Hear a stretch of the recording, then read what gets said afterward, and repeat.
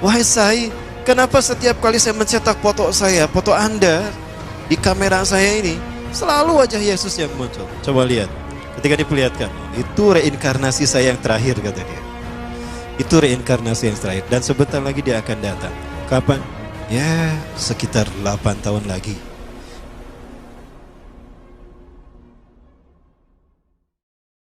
Seorang manusia supranatural, manusia yang lahir dari desa Nilayam Putraparti, India Selatan, dia pun memiliki 20 ciri-ciri Dajjal. Apa yang bisa dilakukan Dajjal? 20 diantaranya dia bisa. Ya, itu Sai Baba. Dan tahun 95, Sai Baba pernah menginjakan kakinya di Nusa Tenggara Timur. Saat itu Nusa Tenggara Timur, Indonesia Timur dalam kekeringan, kayak sekarang nih. Kering ya. Ini udah mulai musim kering nih. Saya sedang menghitung hari. Kalau kering seperti ini terjadi 3 tahun, waspada. Karena sebelum Dajjal muncul akan ada musim kering selama 3 tahun berturut-turut. Apakah ini tahun pertama dari 3 tahun tadi? Wallahu a'lam. Baik. Nah, Sai Baba datang ke Nusa Tenggara Timur, dia menginjakan kakinya 3 kali. Kakinya dihentakkan begitu 3 kali, lalu dia mengatakan kepada air, ya lama, khurij. Hai air, keluar engkau. Maka air pun keluar. Sampai sekarang. Sampai ada toren besar dibangun untuk menampung air yang dikeluarkan oleh dia. Pada dasarnya ini adalah izin Allah. Namun ini istidrat bagi dia. Nah, diberi nama di tulisan di torennya itu tulisan Sai Baba Water Foundation. Itu tahun 95 tuh. Beberapa ciri-ciri Dajjal. Yang pertama Rasulullah SAW menyebutkan, idza ra'aitumud Dajjal fara'a fi ra'si syai'un kataj. Syai'an kataj. Apabila engkau melihat Dajjal, maka engkau akan melihat di kepalanya sesuatu mirip mahkota. Rambutnya itu mahkota Dajjal. Kemudian dari tatapan, aura tatapan matanya adalah sihir. Maka siapapun yang terkena tatapan, pas tatapannya bertemu, itu maka dia ada dalam kendali Dajjal. Hatinya ada dalam genggaman Dajjal. Lihat mata Sai Baba. Dan Sai Baba selalu menggunakan pakaian yang digunakan oleh Nabi Isa, kata Rasulullah nanti. 3 warna. Celupan warna merah, orange, kuning, dan putih. Sai Baba selalu menggunakan itu. Para pengikut Sai Baba banyak tersebar seluruh dunia. Terbesar kalau di Indonesia ada di Magelang, Jakarta, Surabaya. Para pengikut Sai Baba disebutnya Deputi.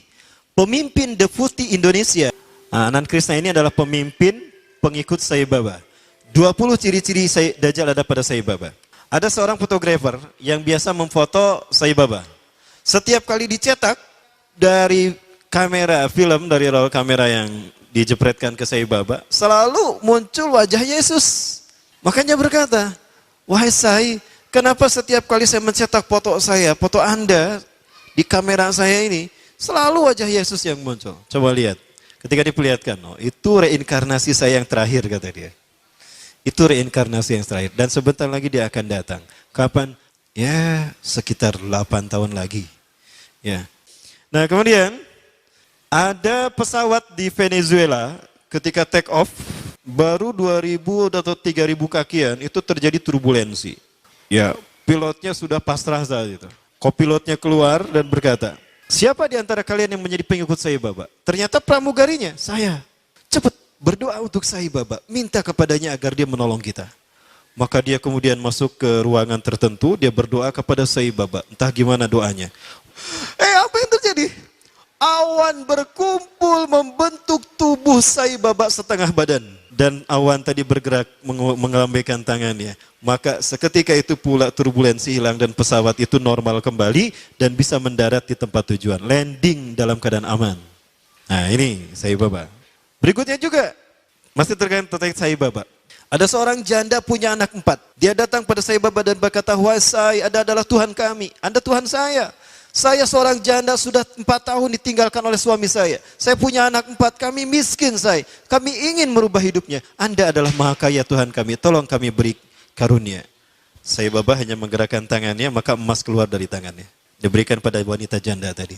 Ada seorang syekh dari Arab, ingin menghujah Sai Baba. Ingat Rasulullah pernah berkata, ketika kalian melihat Dajjal, lari menjauhinya. Jangan kalian mendatanginya, karena sekuat apapun hujah kalian, jika kalian tidak yakin dengan keimanan kalian, kalian akan menjadi pengikutnya. Akan ada seseorang ketika Dajjal muncul, dia datang menghampiri Dajjal. Yahujja bihujjatihi, dia menghujah dengan kemampuan pikirnya.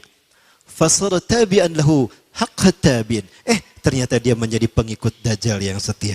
Ini terjadi pada Sai Baba. Seorang syekh dari Arab Saudi, maaf dari Timur Tengah. Saya tidak sebut Arab Saudi ya, keceletot. Datang menghampiri Sai Baba.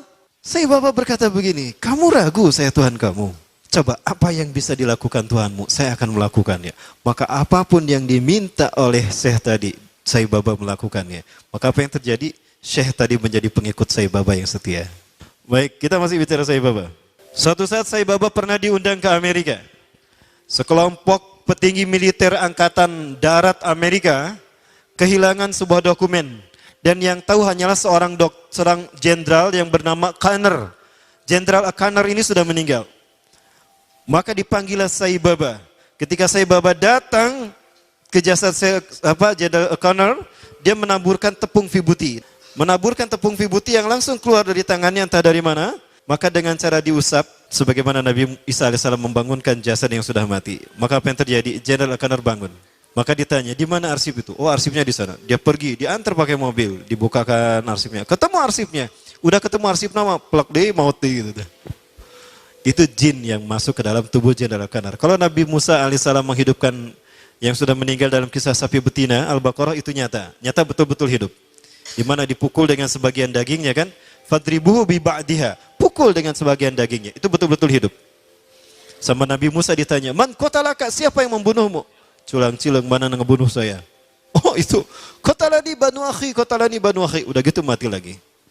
Ya tuh, anak-anak saudaraku, keponakanku yang membunuh saya. Udah gitu mati lagi. Rasulullah SAW menyebutkan, Samiri atau Dajjal itu dia mandul, tidak suka kepada lawan jenis. Dan dia tidak menikah. Termasuk Sai Baba juga sama. Dia ngejomblo seumur hidup. Namun sekarang dia sudah mati. Ya, alhamdulillah. Alhamdulillah, saya bersyukur pada Allah dia sudah mati. Ya, dan dia sedang dipukuli oleh malaikat Zabaniyah di kuburnya.